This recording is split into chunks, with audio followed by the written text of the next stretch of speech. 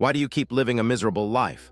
Why do you wake up every day trapped in the same exhausting loop of frustration, disappointment, and regret? The answer is simpler than you think, and it's been staring at you for over 2,000 years. Seneca said, "It is not that we have a short time to live, but that we waste much of it." Yet here you are, wasting your most precious resource, your life, on the things that don't matter, on habits that chain you down, on excuses that imprison your potential. Today, I'm going to reveal the brutal truth. If your life feels miserable, it's because you keep choosing to live it badly. Not because the world is against you, not because fate is cruel, but because you have accepted a set of self-defeating patterns and you refuse to break free. Stay with me because I will not only show you how most people unknowingly sabotage their own happiness and success, but I will also give you the key to reclaiming your life.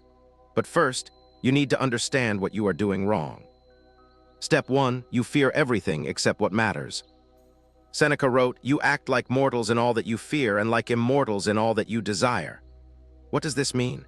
It means you panic about small, meaningless problems, what others think, a minor inconvenience, a fleeting setback, but you ignore the big, real dangers. You ignore time slipping away. You ignore the chance to build character, to face adversity, to become the person you were meant to be. You fear judgment, but never fear wasted life. You fear failure, but never fear stagnation. This is the root of misery. You waste your courage on trivial things and become a coward where it counts.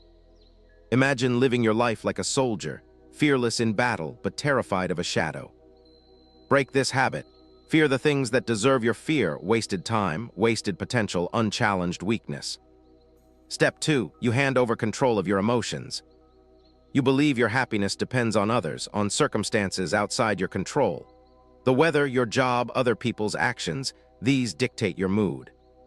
But the Stoics knew the truth. Happiness depends on your own mind. Epictetus said, "It's not what happens to you, but how you react to it that matters." Yet you give away your power. You let anger, anxiety, and frustration rule you. You replay the same painful scenes in your head, feeding your misery. If you want a terrible life, keep letting external events drag you down. If you want freedom, begin mastering your mind. This is not easy, it requires practice, but it is the only path to true peace. Step 3, you avoid responsibility. The worst thing you can do is to blame others for your failures. It's always someone else's fault, isn't it? The system, your parents, your boss, your luck. But Seneca reminds us, no man is more unhappy than he who never faces adversity. Growth demands responsibility. Strength demands ownership. When you refuse to take responsibility, you chain yourself to helplessness. You become a victim, and victims never succeed. You have the power to change your life, but only when you stop blaming and start acting. Step 4, you run from discomfort. You seek comfort at all costs. You avoid pain. You numb yourself with distractions, addictions, and empty pleasures. But life's greatest rewards come through struggle. Seneca said, "Difficulties strengthen the mind as labor does the body." If you want to grow, you must embrace discomfort. If you want to stay small, run away from it. Every time you avoid hard conversations, tough workouts, or inconvenient truths, you bury your potential deeper. Step 5, you refuse to reflect. Do you ever ask yourself, what am I doing with my life? Am I moving forward? Am I learning? If not, you're living on autopilot, like a ship without a captain. The Stoics practiced daily reflection. They wrote journals. They questioned their thoughts and actions. Reflection creates awareness. Awareness creates change. Without it, you repeat mistakes. You remain stuck. Step 6, you compare and despair.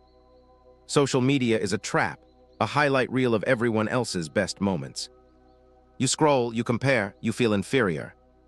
But Seneca warns, it is the power of the mind to be unconquerable.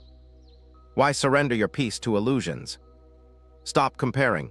Measure yourself only against who you were yesterday. That alone will free you from endless envy. Step 7, you expect life to be fair. Life isn't fair, it never was. Yet you act entitled.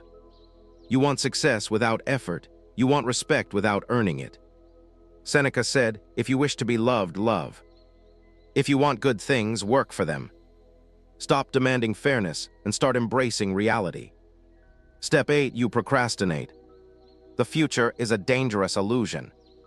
You tell yourself, I'll start tomorrow, but tomorrow never comes. Seneca wrote, while we are postponing, life speeds by. Procrastination is the thief of time. It steals your chances, your dreams, your life. Begin now. Do the small thing today that moves you closer to your goal. So what now? If you recognize yourself in these steps, there's hope. Because the Stoics didn't just diagnose the problem, they gave us the cure. You are not doomed to misery.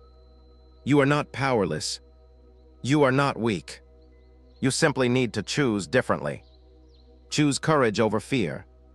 Choose control over chaos. Choose responsibility over blame. Choose growth over comfort. Choose reflection over autopilot. Choose gratitude over envy. Choose effort over entitlement. Choose action over delay. He suffers more than necessary who suffers before it is necessary. Seneca. You don't need to suffer more than you must. You can start today. You can reclaim your time. You can build a life worth living. It won't be easy. It will require discipline. It will test you, but it will also free you. Remember, the greatest obstacle to living well is the false belief that life is difficult. Because the difficulty is not in life, it's in you. Break your chains, break your habits, and build a life that echoes through time. A life worthy of a philosopher. A life worthy of you.